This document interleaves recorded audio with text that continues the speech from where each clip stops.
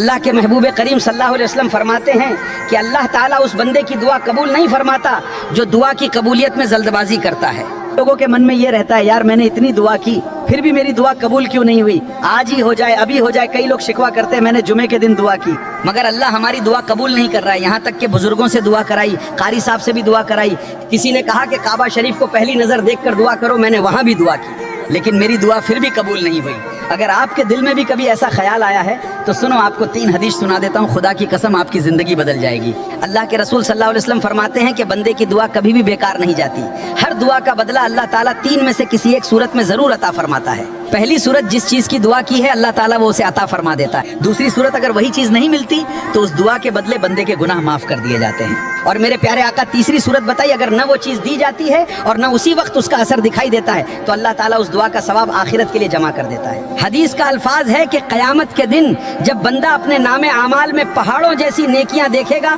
تو حیران ہو کر عرض کرے گا اے میرے رب میں نے تو اتنے نیک کام نہیں کیے، پھر یہ ثواب کہاں سے آیا؟ تو اللہ تعالیٰ فرمائے گا یہ تیری وہی دعائیں ہیں جو دنیا میں تیری مصلحت کی وجہ سے پوری نہیں کی گئی تھی، اس کا ثواب میں نے تیرے لیے آج کے دن تک سنبھال کے رکھا تھا۔ اس وقت بندہ تمنا کرے گا یا اللہ کاش میری دنیا کی کوئی بھی دعا قبول نہ ہوئی ہوتی اور ان کا سارا ثواب آج مجھے ملتا۔ اس لیے کبھی بھی دعا کرنا مت چھوڑیے، اللہ تعالیٰ ہر دعا سنتا ہے اور اس کی رحمت میں کوئی دعا بیکار نہیں جاتی۔